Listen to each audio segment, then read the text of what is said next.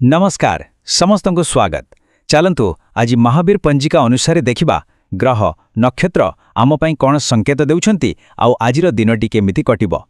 तेबे आउ डेरी नकरी आसंतु सीधा आरंभ करिबा आजिर राशिफल आउ जानिबा 12टी राशि पई दिनटी केमिति रहिबो। हो तेबे आमे आगे आरंभ करिबा राशि चक्रर प्रथम 6टी राशिरु माने मेषरु कन्या राशि पर्यंत देखिबा एमानंक भाग्यरे आजी कोन अछि। आज मेष राशिर व्यक्ति मानक पई दिनटी बहुत भल रहिबो। मनरे ना टिके धार्मिक और पॉजिटिव भावना आसीबो। काहाकु सहाय्य करले बहुत शांति मिलिबो। आउ हां कामरे जेते परिश्रम करिसंती तार फल निश्चय मिलिबो। संध्या बेळकु सांगसाथीक सह टिके मजामस्ती हेवार जोग भी अछि। वृष राशिंग पई आजी चारिआडे खाली खुशी आउ खुशी। घरे किछि पूजापाठ बा मांगलिक काम होई पारे। ऑफिस हो कि व्यवसाय सबुठी काम पई प्रशंसा मिलिबो। आउ काम पई जदि कुआडे जिबाकु पडुछि तेबे सेथरु निश्चय लाभ हेबो। मिथुन राशिर व्यक्ति मानकु आज टिके धैर्य धरिबाकु पड़िबो।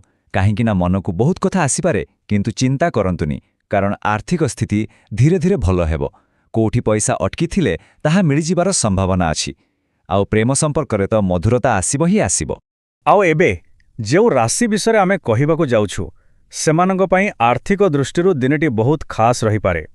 अरे वाह, कर्कट राशि पई आजी दिनटा एकदम जबरदस्त।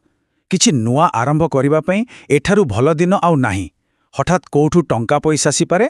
सरकारी चाकरी करुथिले तो बहुत बड़ खुशी खबर मिलिबो। परिवार रे संपर्क भल रहिबो आउ पाठ पढुथबा पिला माने परीक्षा रे निश्चय सफल हेबे। सिंह राशिर व्यक्ति माने आज टिके धार्मिक कार्य मन देबे। व्यवसाय रे करिथिबा कठिन परिश्रमर बहुत भल फल मिलिबो। एहा छाड़ा ऑफिस रु भी किछि खुशी खबर मिलिबार संभावना अछि जहा मनुकु पूरा खुश करिदेबो। कन्या राशि पई आज दिनटा केमिति जानंती जेमिति कोनोसी बड़ बाधा दूर होईगला। जेउ कामगुड़िका बहुत कष्ट लागुथिला से सब आज चुटकी रे होईजिबो। किछि नुआ लोकंक सदेखा हेबो और कोनोसी बड़ धरणर आर्थिक कारोबार भी होई पारे। तेबे ए तो गला प्रथम 6टी राशिर कथा। चलंतु एबे देखिबा बाकी 6टी राशि माने तुला राशिरु मीन राशि पर्यंत सेमानंग पई आज दिनटी केमिति रहिबो।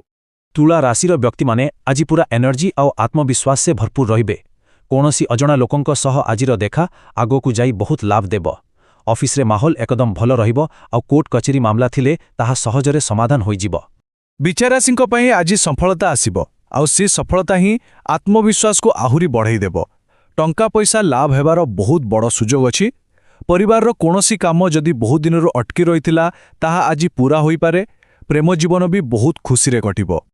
आउ देखंतु पुणी थरे ग्रह नक्षत्र धन लाभर संकेत देउछंती।